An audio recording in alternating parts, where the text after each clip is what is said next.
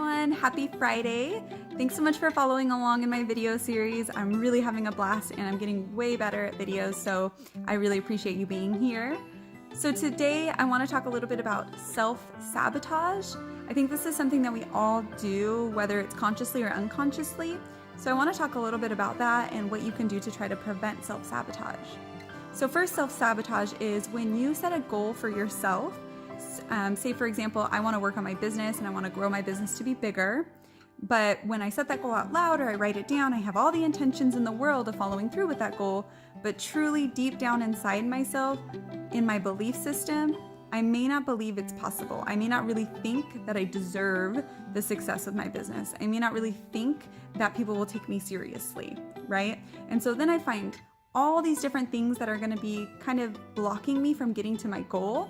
And a lot of the time it is unconsciously that we don't realize that we don't believe in ourselves or we don't believe that we can achieve this goal.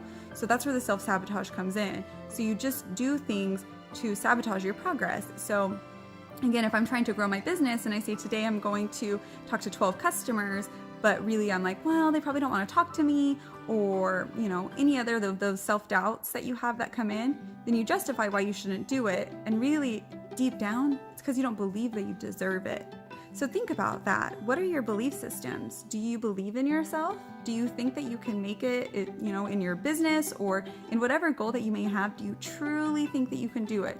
If not, then that's where you have to start. You have to start with your belief system and knowing you can or cannot achieve your goal. I hope you guys have a great rest of your day. Tomorrow's Saturday, and I will see you then. Everyone, happy Saturday. I hope you guys are having a great day. I know we got to enjoy some of the breaks in the clouds and had some sunshine, so that was super nice. Also, Bill randomly asked me today, hey, do you want to go shopping? And I said, yeah. So I got some super cute new clothes today I'm really excited about. Anyways, the tip I wanted to share today is about the 5 languages of love. If you have not taken the quiz, you can just Google it really quick and take the quiz. It's 5 languages of love, and it is amazing. It really kind of helped pivot the relationship Bill and I have from just putting in a ton of energy and loving on the other person the way we thought that they needed to be loved on, and really helped us understand that we're both very different and we receive love differently and we give love differently. And so we are able to really kind of match each other's love languages. So for example, one of my love languages is gifts. Whenever he brings me home a gift or writes me a note, it makes me feel amazing.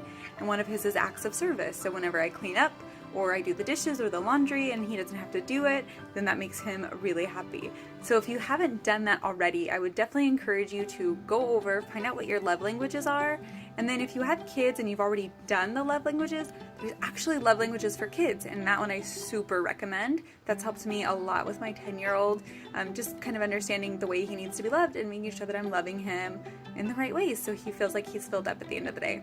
I hope you guys have a great rest of your day, and I will see you tomorrow. And happy Sunday. The weekends always go by so fast, and I swear this weekend just flew right by. I always use the analogy, it's like sand between my fingers. Like I just don't know where it went, but I got a lot of stuff done, so that's good.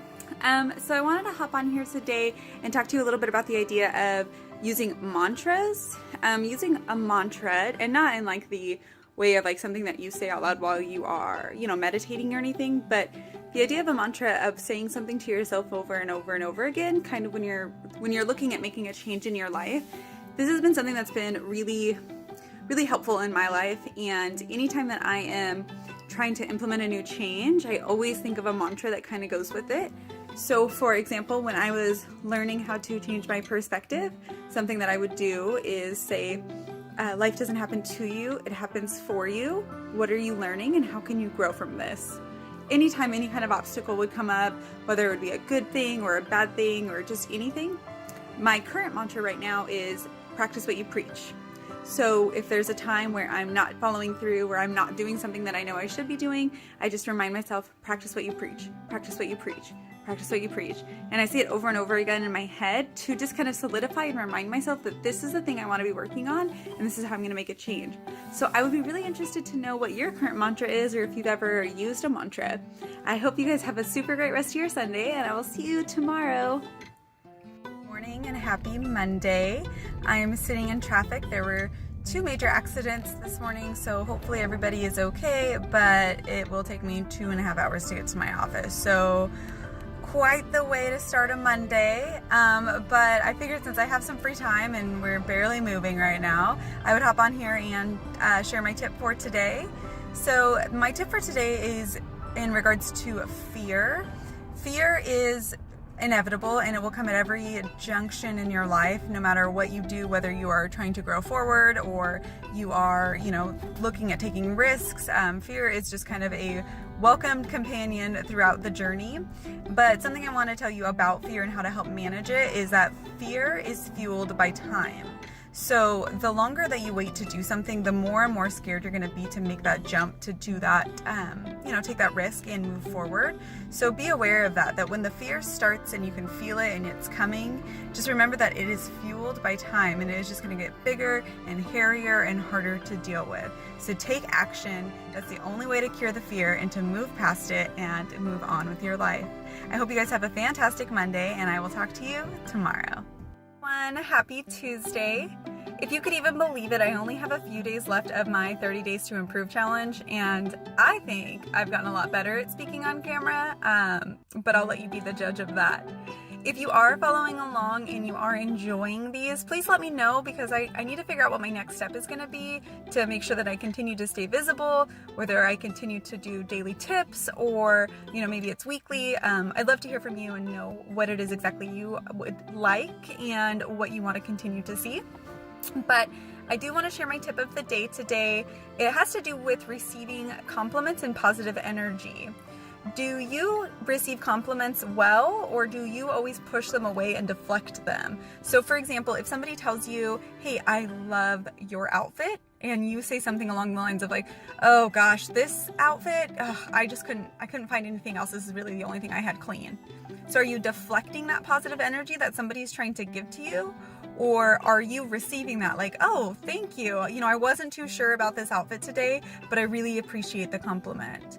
Because when we push away the positive energy that somebody else is trying to give to us, what we're really doing is telling ourselves that we're not worthy of that positive energy, and that makes it harder down the road to receive positive energy from other things, such as, like your kid's birthday party and just receiving the positive energy that you put into that, or anything else that may be giving you positive energy. So think about that. Are you training yourself to deflect it and say that you're not worthy of it?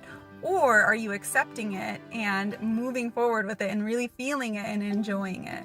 So I hope that helps. Really think about that the next time somebody gives you a compliment, or even just compliments your work, whether it's you personally or what you've done, or a project that you're working on, because it will make a world of difference when you start to receive the positive energy, even in small amounts. Going forward, you'll be able to receive bigger waves of positive energy and really feel it. Have a great rest of your day. Don't forget to comment and let me know what you want to see going forward, and I will talk to you tomorrow. Everyone, happy Wednesday. Hanging out at my son's basketball practice. Super cool mom status. So I wanted to hop on here and talk about my tip for the day. It is brought to you by the word worry. I don't know if you ever worry, but I know a lot of people that do. And something that's really cool is over the years, I've really learned how to eliminate worry from my life.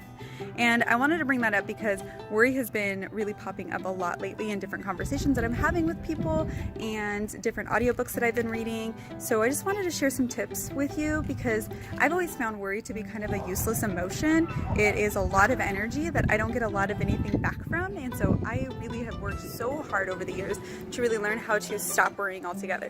Gosh, this wind. Okay, so with worry, one quote that always comes to mind is worry is like a rocking chair. Basically, you're going to be going back and forth, but you're not going anywhere.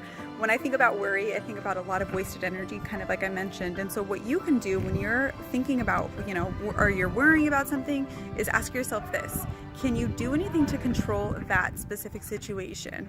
If the answer is yes, then the answer to fixing your worry is to take action and to either make a change, do something about whatever it is that you're worrying about. So if you're worrying about your health, how can you make a change to stop worrying about your health? Can you eat better? Can you exercise? If you're worrying about something that you can't control, maybe you just applied for a new position and you're worried that you're not going to get it, the thing is that you've already put out the effort to control the situation the best you can. You've put forth your effort. So by worrying, that's not going to add any value. It's not going to help the situation. So you may as well save that energy to do something else with it. I hope that helps, and I will see you guys tomorrow.